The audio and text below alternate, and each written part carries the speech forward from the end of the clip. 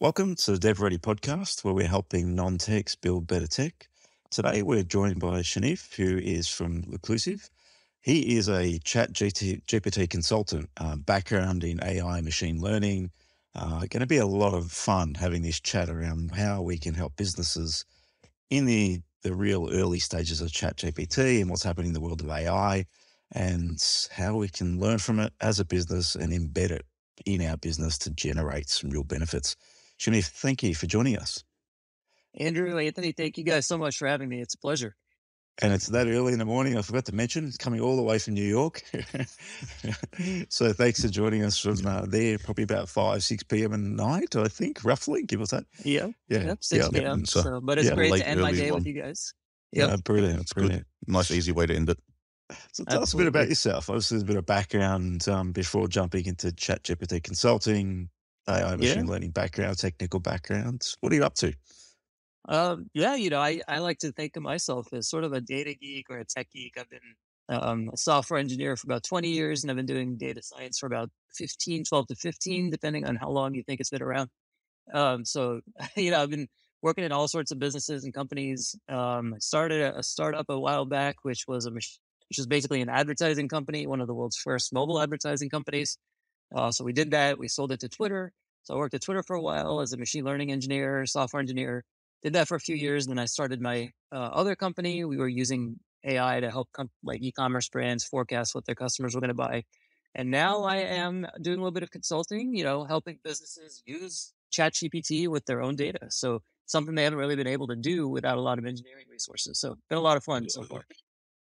You sold a company to Twitter. We have to talk about that for a couple of minutes. That's not a small thing. That's the first time someone's dropped that comment on our podcast. So explain that. Let's spend a couple of minutes there. Yeah, it was sort of a wild ride. We had started this company back in 2012, and eventually what it turned into was this advertising platform where large companies, large e-commerce companies were using us to show ads on mobile devices and mobile phones. And, it was one of the first companies to do that. I was basically the lead engineer for a while and then the head of analytics. We built up this system that was handling about 1 million ad requests every second. So, you've got all these people around the world using their phones, and a lot of times those phones are going to show ads. Those ads would come to us, and then we would have to see, okay, which one of our clients should we show this ad for? Is it worth it for us to show this ad? Because we have to buy that slot every time. And we just built a system that was handling all this information, in real time. And we just ended up growing really quickly. We had a great founding team, really, really smart guys. I was very fortunate to be along the ride. And we eventually started talking to Twitter to advertise for them or on their platform.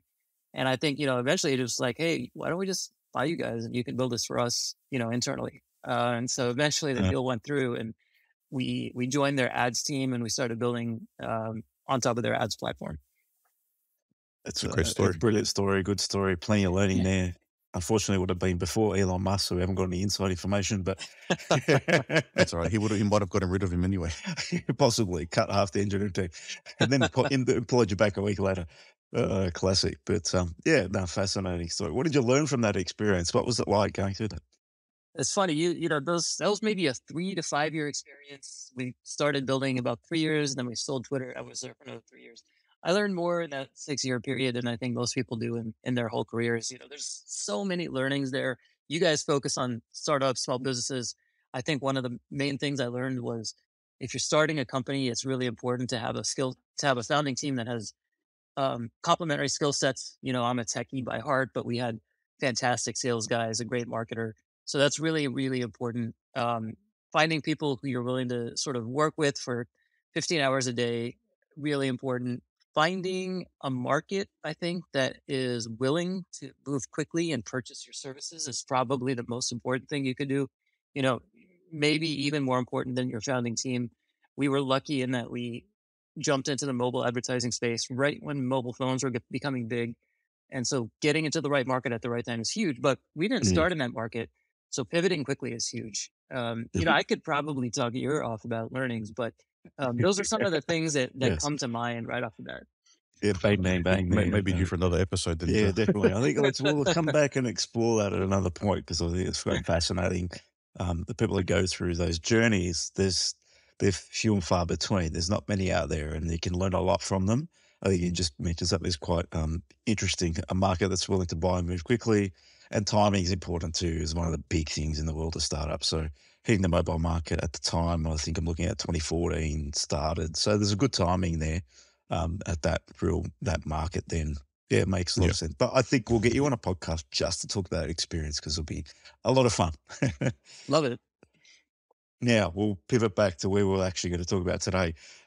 So consulting in ChatGPT. So you're sitting in the world of consulting these days, helping businesses on this bit of a wild ride that's going on around us. What's happening for you in that place? What was happening in November and then what changed in December for you? Yeah, that's a good question.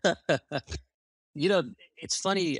I like to tell people right now reminds me of when the iPhone first came out. We've got this sort of transformative new technology, which nobody really knows what to do with, but that something big is going to happen. And so, I'd like to also joke 6 months ago, this industry I'm in didn't exist. There were no such things as, ChatGPT consultants. Maybe not even now there are.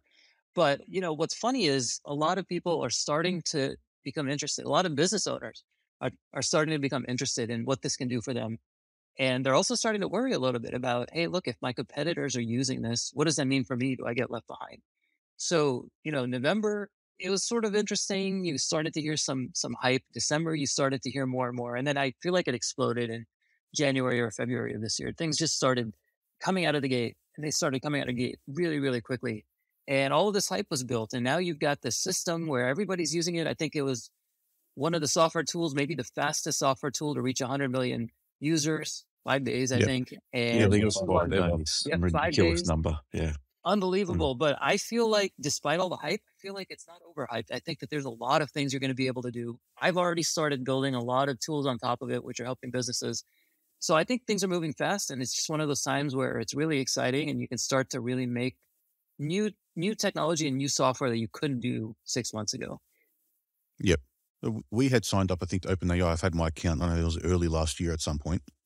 I remember playing with the playground, but I was like, okay, it looks pretty cool. But that was GPT-2, so it wasn't that great. And then I just forgot about it. And then it's like, all right, the new model's out, and then it's like, oh shit, this is unreal all of a sudden. All of a sudden. That quickly, I know. Well, that's what happens. The model came out, the new model changed everything. And then GPT-4 is, again, another leap above with how well it can, how much context it can understand and present a usable response. It's so true how quickly these guys are moving. I was the same. I saw this, the early days, it wasn't even ChatGPT at the time. It was just GPT. And, you're like, all right, this is kind of interesting. Okay, some people are starting to write blogs with it. Great.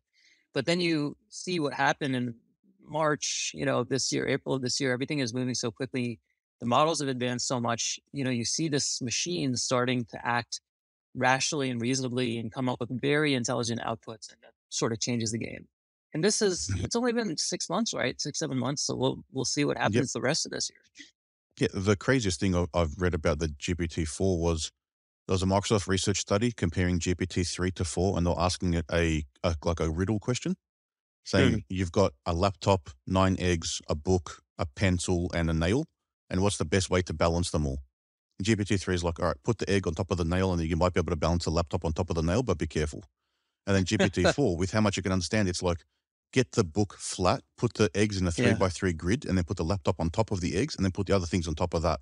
So it's able to get that level of reasoning out of whatever it's inferring to make. That's why I think that explosion's happening, is how well it can put that information together. Yeah, it's got this ability to, I hate to use this word, but quote unquote reason in a way that no machine has been able to do before. And we know it's not really reasoning. It's the way it works is just predicting the best set of words to come next, right? But the way it does that is so it's just so optimized that they've done a really good job. It opens up a brand new world of possibilities. Yeah, like technically, it's not even like real artificial intelligence the way people would think of it, but that's how they're treating it. So we're not even at that point yet where it can think for itself. Yeah, I hate, it's funny. People, the media is so bad about this. They talk about AGI, like artificial general intelligence. They talk about machines taking over. They talk about all of these things, but in reality, it's math. It's just a bunch of statistics, basically, that figure out what's happened in the past. In this case, what do people tend to write, and then what are they most likely to write next? So it's not thinking, it's not doing anything. I mean, it's really sophisticated technology, but in the end, there's no thinking involved. It's just math to predict the words that come next, and that's one of the things that people who don't work in AI and machine learning do worry about. They're like, oh my gosh, are these machines going to take over? In reality, we're so far away from that. I don't even know if it'll ever happen. But it makes for a good headline if you're a media The company. Matrix and Terminator, I think, scare everyone. Yes, exactly. Too many movies people watch. Classic. You mentioned quite a bit around business owners and businesses that are either, one, concerned about not using it or getting on the bandwagon, as we would call it in Oz. I'm not sure if you know that term or that's similar in the US. Yep. But what's some of the things that you're seeing within the world of business and the consulting businesses? Is it concern or is it optimistic in terms of what this can do for us? What's the feeling out there? I would say most of it is optimism and excitement, especially in the world of SaaS, which is where I tend to focus a lot. SaaS founders, startup founders, people who work in the world of software are very excited about how can we use ChatGPT to extend the offerings that we're already providing, open up a new world of offerings that we might be able to do very quickly, or just make what we're doing more chat enabled. So people are excited because this opens up a new world for them to offer new products and services that should hopefully grow their sales. Now, that being said, there's also the contingent of folks who are worried. They're like, hey, I need to figure this out because if I don't and all my other competitors do, then we're going to be left behind.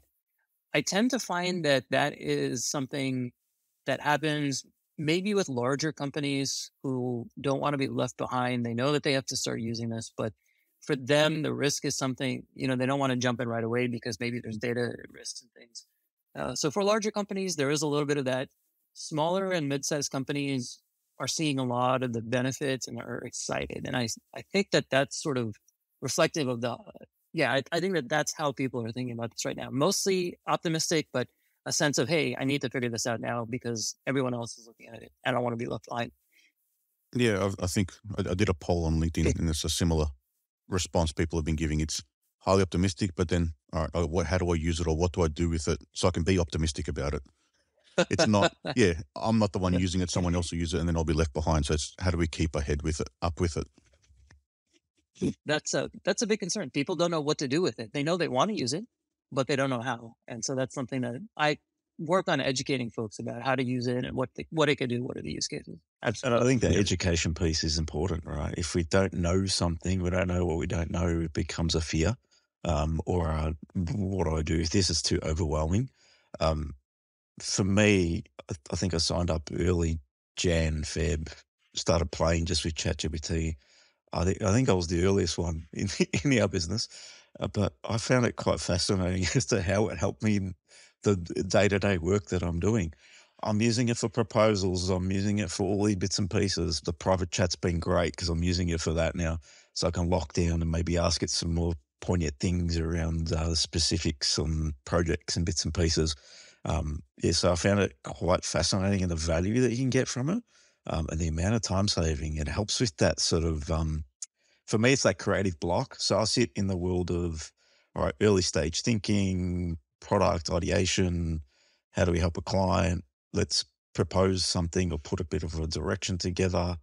Writing that is not fun. I've actually recently started just talking to it. So I use my voice, chat to it on my mic, hit play, and it just makes it easy for me. And I find it quite fascinating. We just have a conversation with a computer and it spits back something that's probably better than I can do in an hour or so. And it does it in a minute. So and you just have to talk to it. So that's the exciting part, but that's only the tip of the iceberg. Embedding into technology and having really, I see the fascinating part around businesses. Yes, the SaaS businesses, the Canvas of the world, the big players that are coming out with these ideas and how they're using it.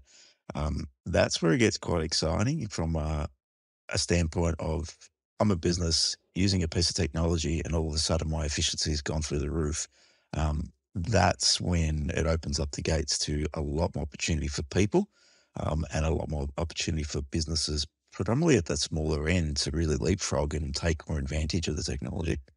I 100% agree. I think business productivity is going to go really through the roof over the next 12 to 24 months as people start to figure out what this can do for them.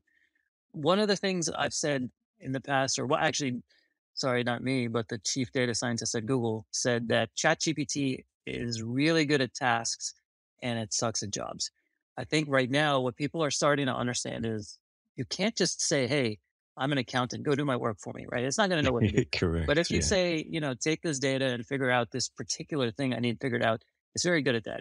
And I think businesses are going to find the sweet spot for their own business about where ChatGPT can be used and how to leverage it. And everyone's jobs now are going to become a lot more efficient. So Andrew, like I write a lot of code these days, and coding can be very tedious. It takes a lot of time sometimes, as Anthony probably knows, to Yep. go through and find something on Google or figure out why is something just not working when it should be. And I've found myself just asking ChatGPT to handle a lot of the nuances that would normally take me hours and hours to figure out. And it hands me a response within a couple of seconds. And I found myself being much more productive. Now, people are worried. Does this mean that software engineers are going to get replaced? Well, no, I don't think so. I think it's just another tool. You have to figure out how to use that tool properly. If you don't figure it out, maybe your job will be replaced down the line. But if you do figure it out, that just means you're going to be more effective at what it is you're doing. And I think that's something that ChatGPT is really going to make a big impact in, and Yeah. not just software, but accounting, think- law, everything.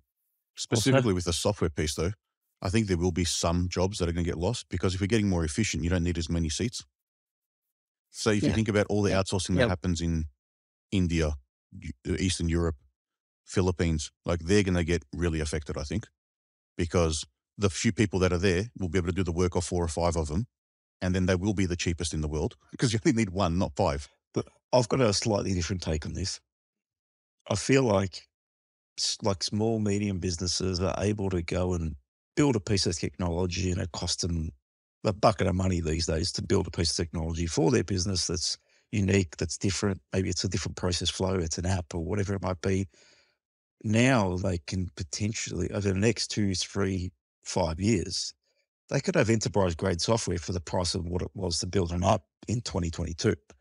And I feel like as businesses and as the opportunity lies, you're going to be investing still into solutions. It's going to become more cost effective, more efficient, and you're going to get more value and deliver more value to your customers.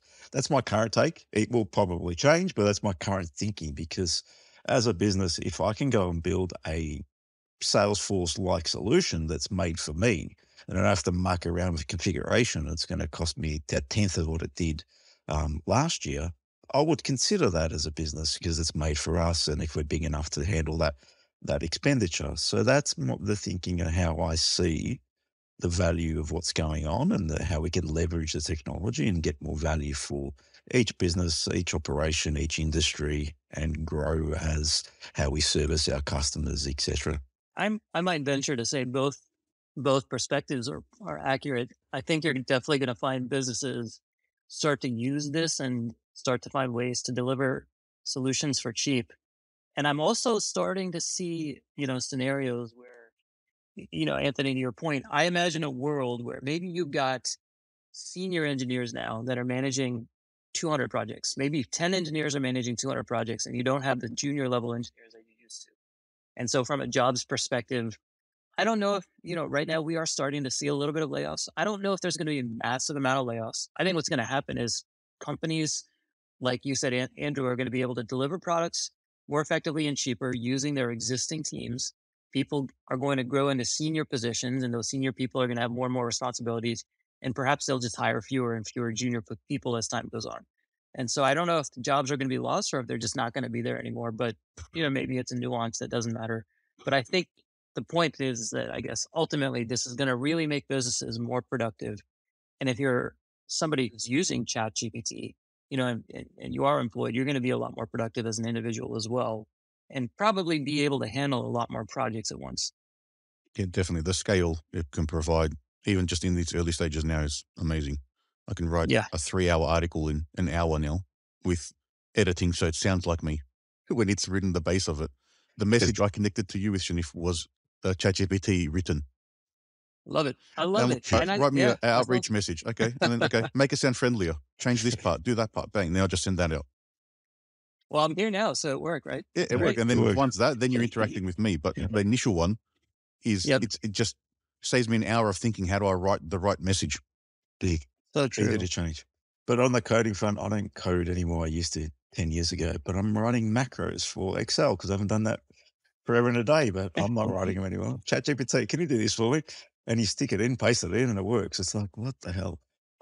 So that front, it's, bit mind-boggling. Yeah, as a developer, converting data into JSON, that I saved myself 3-4 hours last week in one task just by doing that. And then I got it to write the code to use the JSON that it gave me to output stuff on the website. So then save more time. And that's very basic things that were not a problem.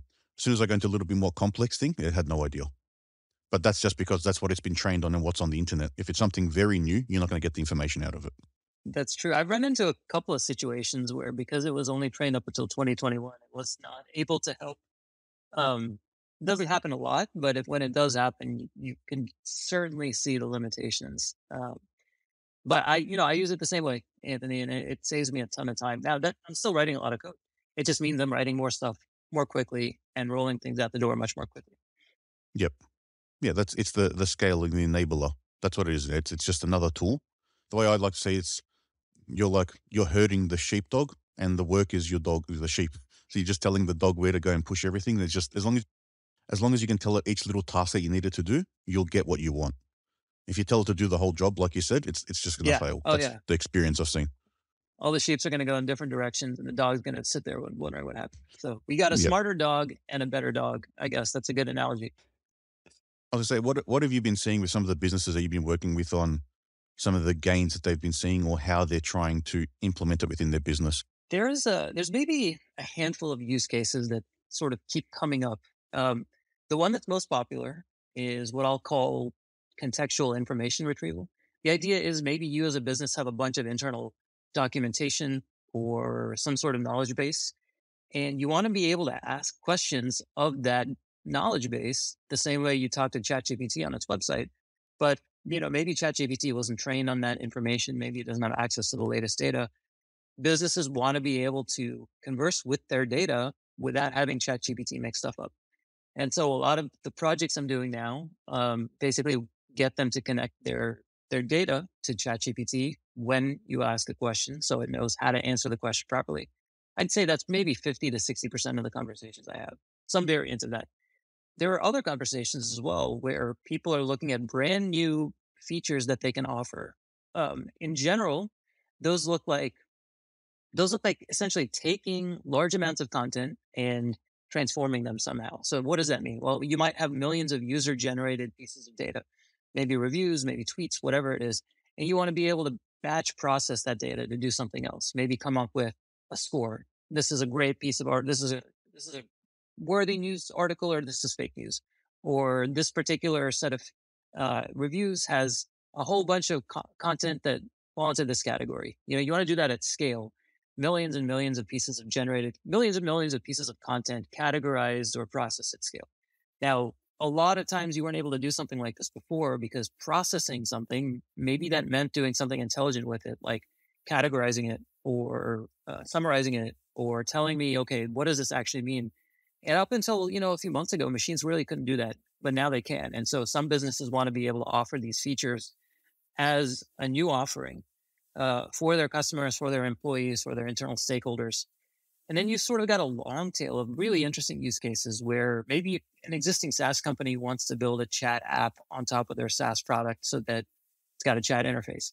Or maybe an existing company wants to do something brand new, like build a brand new app where it's got a whole bunch of chat features installed and it centers around the ability for users to talk with machines. So, I would say maybe that's 10% of the use cases I find, which are these really long tail, unique use cases, but I can't bucketize them. ultimately, I think what I'm finding is businesses want to be able to incorporate this technology into what they're doing now or what they plan to be doing in the next 6 to 12 months.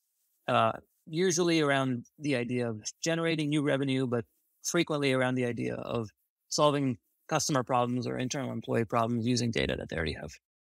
I think, having that ability to have your business's knowledge available to query instead of asking in Slack or Teams and going, where do we find this document? If you can just ask the chat and it can give you the link directly to it and give you a summary of it or whatever you want out of it, that's a huge time saving again for any business. Plus it just centralizes the knowledge, so doesn't have to be shared among the team and figure out who do I ask for what information I need. That's such a big use case. A lot of people want that. So that's sort of the main use case I'm working on these days. In terms of that particular use case, question, how long does it take a business to get there?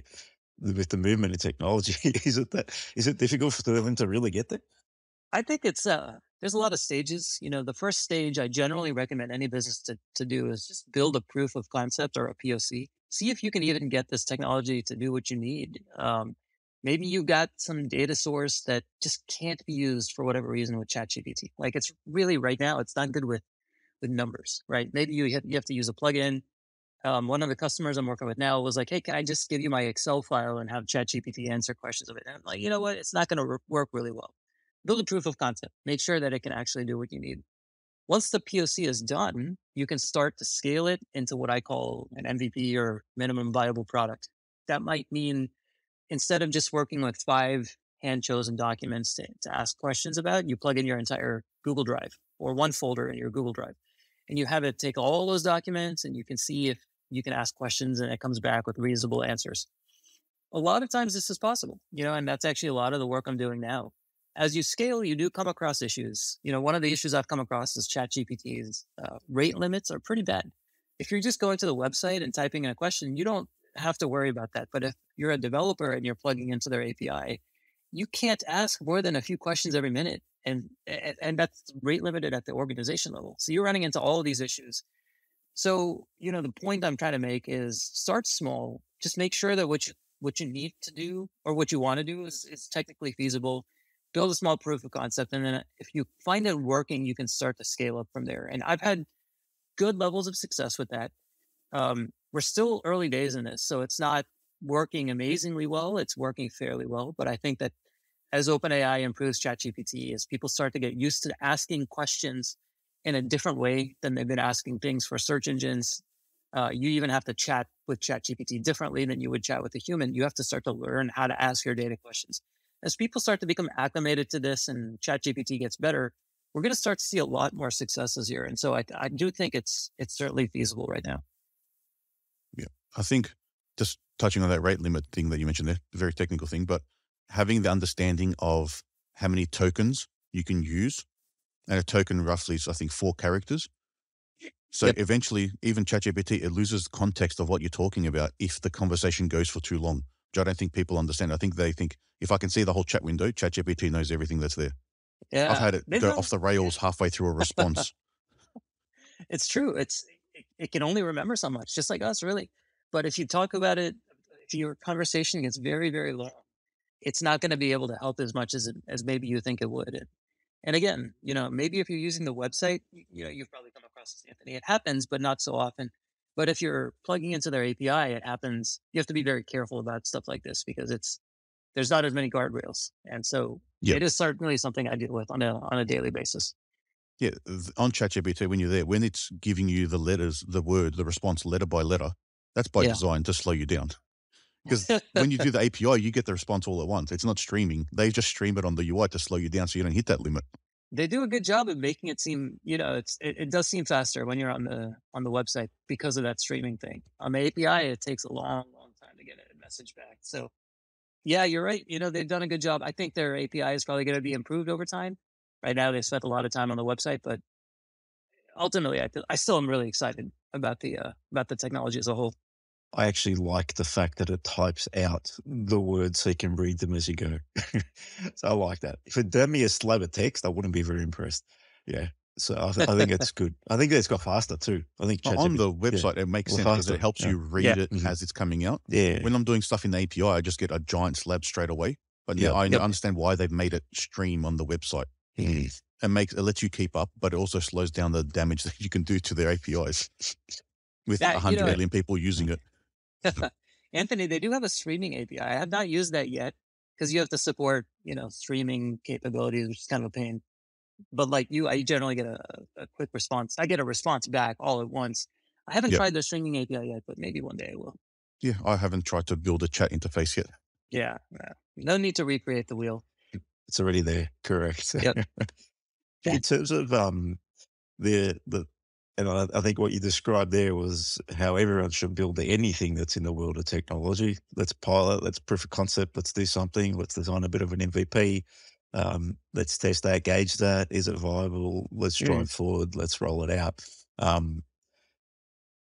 Right now, there's 1,001 plugins and tools and people integrating and so many things out there that businesses could get lost in, just trialing, testing. Have you gone down that path in terms of with businesses, or has it just been more predominantly focused on the big data? How do we get it in there? How do we query it? Yeah. It's funny. I talk to a lot of CEOs and founders, and a lot of them can be visionaries, but that also means they might have 50 things that they think that ChatGPT can help them with, and 100 things, 100 different projects that they want to do. And sometimes you're talking to a person who just goes on and on and on about all the things they want to get accomplished. And so it's on me to make sure that I rein them in a little bit and say, well, this is all great. Some of this you can't even do today. You're going to have to wait 10 years. But really, what is the problem that you're facing in your business right now? What's something you find yourself doing a lot that maybe is related to natural language? Or what's a task that you find yourself having to outsource to your VA or personal assistant? Let's work on that. Or let's work on something that you already know is going to generate a lot of money for you because it's going to be able to do X, Y, and Z. Let's focus on the things that you think can actually help. Let's build a POC around that. So, I would say 80% of the time, people have a very well-defined idea of what they want. They just need somebody to build it. The other 20% of the time, people are they've heard about ChatGPT. They think it's going to help them, but they don't really know what it does. And they just don't know what they want out of it. And again, it comes back to education. It's, you have to help them understand this is what it can do. What problems are you having right now that you think it can help with? Back to that simple 101. What problems can we solve with technology? Yeah, let's find the biggest burning issues in the business. What's the things that aren't efficient? What are people spending most of their time on that we could potentially help with? That's anything and everything when you're solving problems. It's more that problem-focused state. I think just keeping it really simple, if you're a business out there, looking at what are those key tasks, maybe speaking to your employees, what are the things that are bottlenecks for them? What do they get frustrated on? What are those repetitive tasks? Could we embed something there or could we do something different? That's simple 101, but starting there would be where I would think would make a lot of sense. Solving the problems that basically, the way I say it's the most repetitive tasks you probably automate. If you think about it, like it's when there was a hand drill and then the electric drill came out. It's almost that's all we're talking about here. It's just a better tool to do what you're doing. It's not going to do everything you want just by asking it. You need to know exactly what you need to do, what you're trying to achieve, and in bite-sized pieces, just keep drilling holes.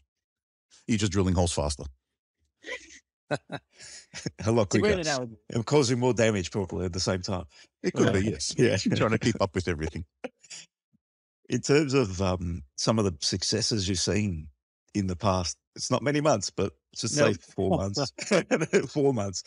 What have you found has been quite successful when working with businesses? What's some of the key things that are, wow, that worked quite well and that's delivered X? And what have you found?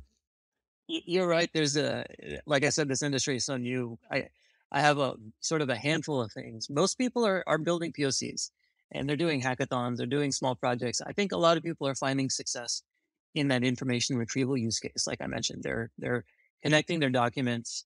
They're hooking up maybe their existing Slack channels and asking questions about stuff that already exists. That works very well. I'm also seeing successes with people, Anthony, you did this, generating content or generating sales materials. And that could look anything like generating a deck to just a quick email to a LinkedIn message. That is something that works very well with chat.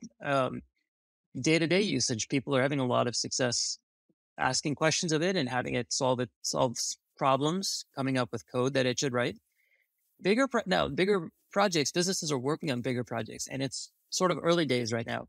But I think that from what I'm seeing, a lot of people are starting to build chat-enabled apps that can do a few different things. These apps can follow instructions.